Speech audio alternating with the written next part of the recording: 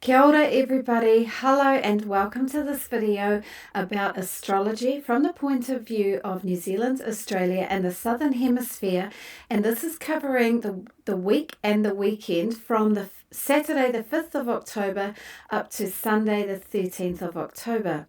My name is Fiona of sunandmooncalendar.nz, and in this video I'm going to talk about the fact that we're just moving out of that big eclipse in Libra that was on the Thursday morning before the time period I'm covering, and Jupiter stationing retrograde and Pluto stationing to go direct for the final little crawl through the sign of Capricorn that we're going to experience in our lifetimes. Let's get into it. First, I'm going to talk about the fact that we're just coming out of the eclipse season. So we're at the tail end of it. It's still in play, and that eclipse on Thursday morning of the 3rd of October can affect us for the next 6 months, and it was a big eclipse, an annular eclipse, which is almost as big as total. It's not quite total, but it is almost total, and it wasn't visible from Australia, and in New Zealand it might have been possible to see a tiny little shadow, but I think it was raining all over the country, so I don't know if anybody would see anything. So not visible from our area, but nevertheless could still have a big effect. And eclipses bring changes and transformations, sudden, unexpected turnarounds or changes of direction that can be really disruptive and upsetting sometimes, not necessarily. Sometimes they feel awesome, and there can be some letting go to do, but there's a feeling of fate or destiny about them. And with this coming week, we're still in that eclipse season, so things can still happen. So notice if you feel like anything is significant, even a small event that feels significant. And apart from that, it was also with the eclipse, the solar eclipse, and a Libra new moon. So we're in the sign of Libra season, and the moon is waxing, so it's getting bigger in the sky, and especially from around Saturday, just after the new moon, Saturday the 5th, when you see the little sliver of light in the sky of the new moon, and that will be just near the western horizon where the sunset is, that is a good time to start new projects, especially projects that are acting on your intentions for the month, for the lunar month. So all of this coming week, the moon is going to be waxing, it's going to be growing brighter, and by, I think, Friday the 11th, the moon will be a half moon, and that is called first quarter because it's the first quarter of the lunar month, and it will appear as a half moon in the sky. So that is going to be a time to get on with your projects and building up, starting new things, expansion. It's a period of expansion. And over the coming week, we're still under the influence of that grand trine in the water signs. So on the 30th of September, last Monday, we had Mars trine Saturn, which is quite a big one. It only happens maybe once a year.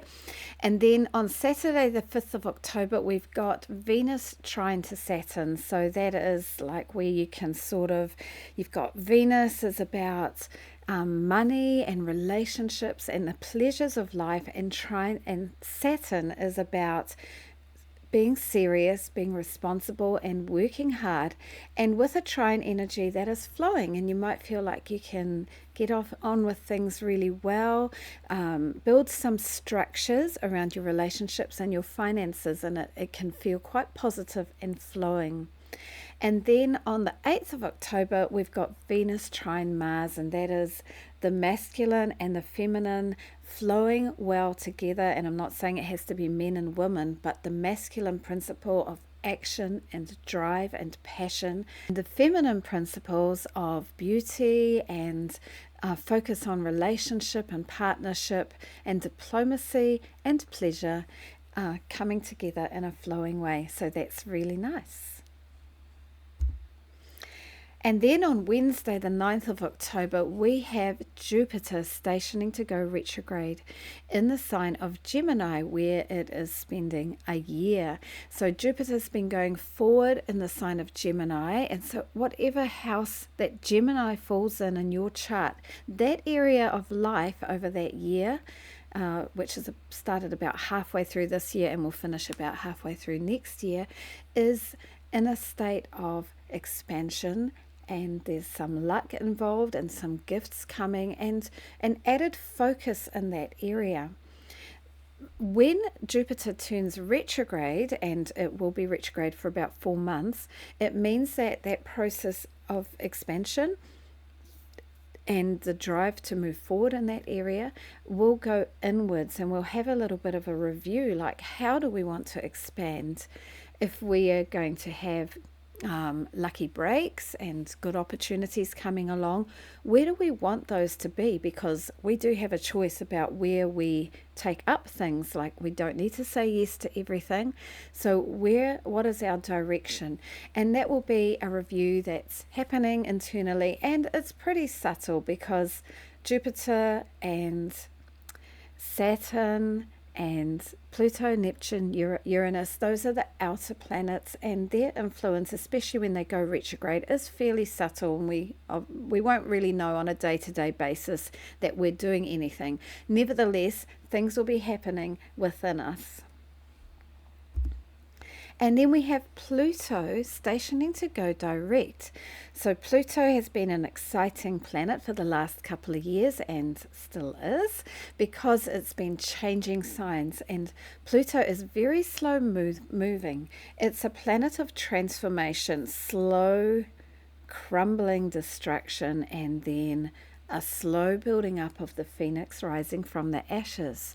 So transformation that can feel quite uncomfortable at times, but it does tend to be slow, and there's an intensity, a magnetism, and big stuff. Like, for example, Pluto can rule like great wealth or great debt, and maybe zooming in between the two. So Pluto's also about power and our whatever drives us on a deep level, our underlying motivations that are hidden from view. It's a very powerful planet, called a planet in astrology. It's very small, and it has an unusual orbit, and it's very far away, and because of that it moves very slowly. So it's spent around 20 years in the sign of Capricorn, and it's now got like 1 month to go, 1 and a bit months. In the middle of November it will move into Aquarius, and it's been in Aquarius already for on and off for the last year or so. But this time, when it moves into Aquarius, that will be the last time in our lifetimes that change happens. So it's going from Capricorn to Aquarius, and then it's going to be in Aquarius for around 20 years. And we're not going to see it back in Capricorn in our lifetimes unless we live for 240 years or so. It spends 244 years going around the whole zodiac. So last time in our lifetimes in Capricorn. So think about what has changed for you in the last 20 years in the area of life that Capricorn rules in your chart. And here are some other aspects going on in the coming week and weekend. So Saturday, 5th of October, is Venus trine Saturn, which I talked about. And then on Sunday, we've got a more challenging aspect, and that is Mercury square to Mars, and that can be kind of stressful. Try not to use your words to cut people down. Avoid cutting comments. Mars is like cutting, and Mercury is about communication. And where people are being stressy or sharp with their words, maybe try and be a little bit forgiving, because we are under the influence of the Mercury square Mars, and people are likely to just like say stuff that they wouldn't say at other times. So maybe be a little forgiving of others, and try and stop yourself saying those words that could hurt or cut ties even. So take care of that. On Tuesday, we've got Venus trine Mars, which I already talked about. And then Mercury is trine to Jupiter on Wednesday, the 9th of October. And that is a nice one.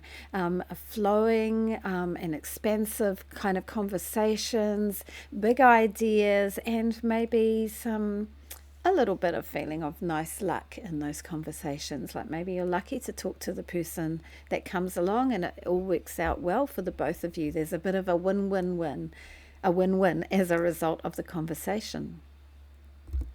And also on Wednesday the 9th, we've got Jupiter stationing to go retrograde.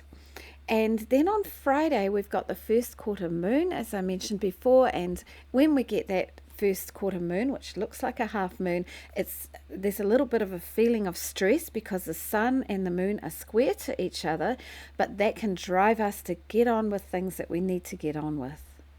And then on Saturday, the 12th of October, we've got Pluto stationing to go direct. And on a personal level, that means that over the last few months, we've had an internal review of our inner motivation, our inner drive, and how we see and wield power in our lives. And the inner exploration of that is over, and we will be moving forward with Pluto matters in the sign of Capricorn and then in the sign of Aquarius. So that is all, everybody. I hope that that's a good week. Good luck coming out of that eclipse energy, and have a positive week. There's some trines, there's some squares, so there's a mixture of energies.